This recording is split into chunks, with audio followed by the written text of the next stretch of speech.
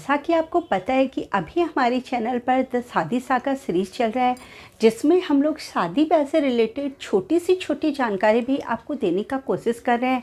वो चाहे लड़के का शादी हो चाहे लड़की का शादी हो।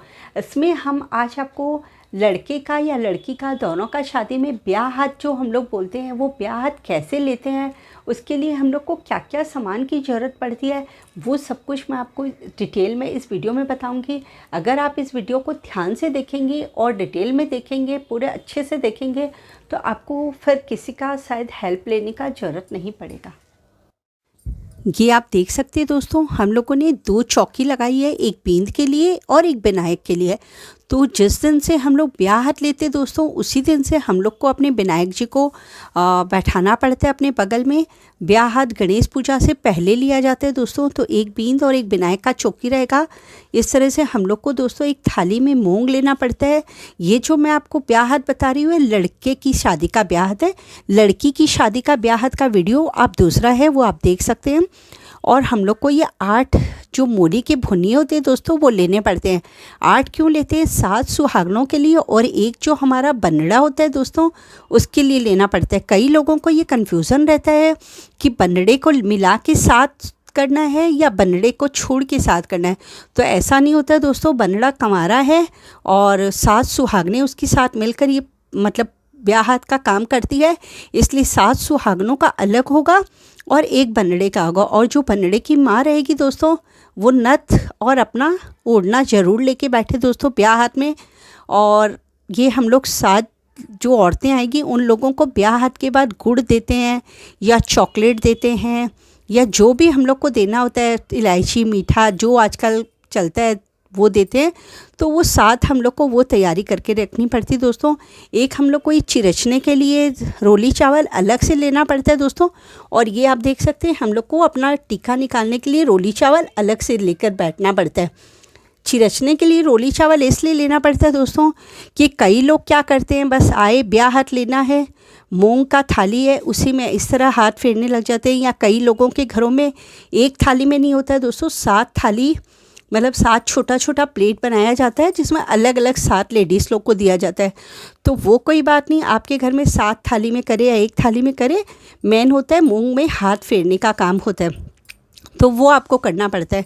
तो ये नहीं होता है कि चलो तुरंत आए और हम लोग मूंग में हाथ फेरे ब्याह हाथ लेना शुरू कर दिए। इसके लिए हम लोग को सबसे पहले इसको रोली और चावल से बनड़े को बोलते हैं कि दोनों हाथ से बेटा इस तरह से ये जो मूंग और चावल होते हैं इनसे छिड़चो। फिर सबसे पहले हम लोग विघ्न विनायक गणेश जी का आवाहन करते हैं कि हे गणेश जी महाराज, आप हमारी शादी में पधारिए और हमारे शादी में कोई भी तरह की विघ्न बाधा न आए, इसके लिए हम आपसे प्रार्थना करते। फिर हम लोग अपने पितरों का ध्यान करते दोस्तों। उसके बाद हम लोग को ये ब्याह हाथ लेना चाहिए। कई लोग ये गलती कर जाते हैं कि पितरों का न ध्यान करते न गणेश जी का ध्यान करते हैं। बोलते हैं गणेश पूजा में तो मतलब पंडित जी के सामने जो पूजा हो रही है वो हो रही है, ब्याह हाथ में बस सीधा हाथ फेरने लग जाते हैं। तो हम लोगों को पहले इस मूंग को चिरचाना चाहिए, गणेश जी का पितरों का ध्यान करना चाहिए दोस्तों। उसके बाद में सबसे फर्स्ट में जो बनड़ा होगा वो इस तरह से इन मूंगों को ऐसे हाथ फेरेगा, यानी इनके अंदर हम लोग होता है ना जैसे पत्थर ढूंढते हैं, ऐसे मूंग को ऐसे चुनते हैं, 7 बार इस तरह से हाथ फेरेगा, इस तरह से ऐसे ढूंढते हैं। फिर उसके बाद अगर 7 थाली है तब तो 7 लेडीज़ लोग के अपने अपने हाथ में वो लोग भी सेम प्रोसेस करेगी। इनको ऐसे ऐसे ऐसे हाथ फेरते हैं ना अपने लोग कि कोई ढूंढते हैं, भाई कोई पत्थर नहीं है ना, कोई किरकर नहीं है ना इसमें, उस तरह से ढूंढने का टाइप में हाथ फेरते हैं इसमें 7 बार। और अगर सेम थाली को यूज कर रहे हैं तो वो बनड़ा अपना होने के बाद में फिर अपनी माँ जो बगल में बैठी है उसको दे देगा। फिर चाची, ताई, भाभी जो भी 7 लेडीज़ लोग बैठी है, 7 से ज़्यादा बैठी है, उनको सबको दे देगा। फिर उसके बाद इसमें से थोड़ा सा मूंग उठा के ऐसे से घर में दोस्तों बिखेरा जाता है। इसमें कई घरों में इसको मूंग बिखेरना भी बोला जाता है। और मूंग बिखेरने के बाद दोस्तों कम से कम 2 से 3 घंटे तक झाड़ू नहीं मारनी चाहिए, क्योंकि ये हमारे भगवान का और हमारे पितरों का अपमान होता है कि हम लोगों ने मूंग बिखेरा है और फंक्शन ख़त्म होते ही तुरंत झाड़ू मार देती है, ये नहीं मारना चाहिए। ये हमारा हो गया दोस्तों मूंग का हाथ फेरना। फिर सेकंड जो होता है ब्याह हाथ वाले दिन हम लोग को ये लड़के की शादी में जो करना पड़ता है वो है हमारा सतनाड़ा, यानी ये जो नाड़ होता है दोस्तों, पहले क्या होता था कि कच्चा सूत जो होता था उससे इसका सतनाड़ा बनाया जाता था। फिर हम लोग रंगरेज के पास इसको भेजते थे, वो रंग के देता था, और वही सतनाड़ा हमारी बीननी की सिरगुत्थी जब होती है फेरों में या शादी के बाद में, जैसे मंडप में होती है एक बार सिरगुत्थी, और एक बार हमारे घर जब दुल्हन आ जाती तब 2 बार सिरगुत्थी होती है, तो वो सतनाड़ा जो होता है वो उसकी चोटी में बांधा जाता है। मगर अभी ऐसा प्रॉब्लम हो गया है, रंगरेज कहीं मिलता भी नहीं है, और उस सतनाड़े को कई लोग हल्दी और रोली से रंग देते हैं, बट वो कलर उसका कच्चा होने की वजह से उसका घाघरा या चुन्नी ख़राब होने का डर रहता है, इसलिए आजकल लोग मोली का भी यूज करते हैं। रंगी भी मोली है। अगर आपको फिर भी अगर कच्चा सूत यूज करना है तो नो प्रॉब्लम, आप इसकी जगह कच्चा सूत यूज कर सकते हैं दोस्तों, लेकिन आजकल सब लोग मोली का यूज कर रहे हैं। और मैं आपको बताती हूँ कि वो सतनाड़ा किस तरह से बनाया जाता है। आप सबसे पहले एक उठाकर जो बनड़ा रहेगा उसको आप देंगे, और बनड़े को आप कहेंगे दोस्तों, ये बच्चा देखिए आपको करके बताएगा, आप उसको कहेंगे कि ये जो सतनाड़ा है इसको तुम बेटा इस तरह से अंगली में, ये जो उसका पैर रहेगा दोस्तों वो ऐसे रहेगा, और बच्चे का जो हाथ है वो देखिए इसका पोजीशन उसको समझाना पड़ता है दोस्तों, क्योंकि बच्चे लोग को ये सब समझ में नहीं आता है कि किस तरह से हम लोग पकड़े तो वो सही पोजीशन में उसका सतनाड़ा बनेगा। इस तरह उसका हाथ रहेगा। अब आप उसको बोलिए कि बेटा ऐसे तुम अपने हाथ में इसको पकड़ो, और इधर से क्लॉकवाइज घुमाते हुए ये जो नाड़ रहेगा दोस्तों, ये उसको समझा दीजिएगा कि ज़मीन में ही गिरा के रखे। अदरवाइज़ अगर वो नाड़ पकड़ के अपने हाथ में लेगा तो बार बार उसके नाड़ उसके हाथ से छूटता रहेगा।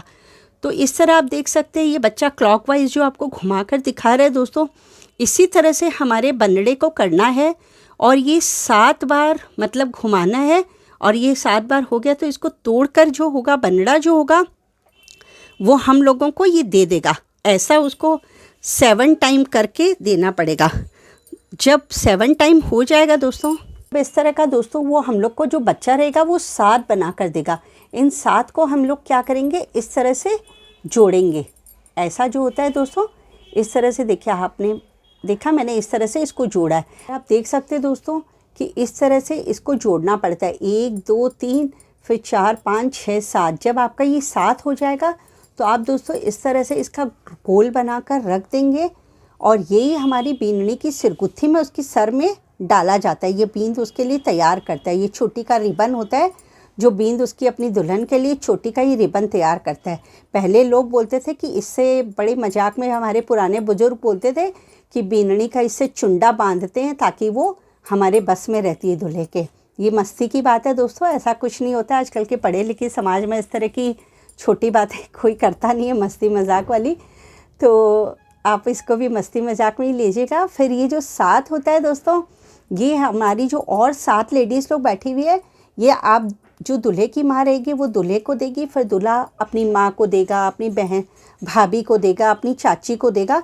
फिर वो लोग ऐसा 7 नहीं बनाएगी दोस्तों, वो लोग उसका 1-1 बनाएगी, यानी हर एवरी लेडीज़ इसका 1-1 बनाएगी।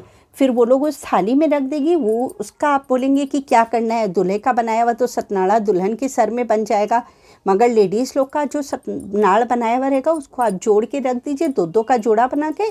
तो आपके पूजा पाठ में जैसे हम लोग यूज करते हैं नाड़ चढ़ाने का कहीं पे, वो यूज कर सकते हैं। और बाकी का मोली आप उठा कर रख दीजिए दोस्तों, जिससे कि हम लोग बाद में पूजा में उसको काम कर सकते हैं।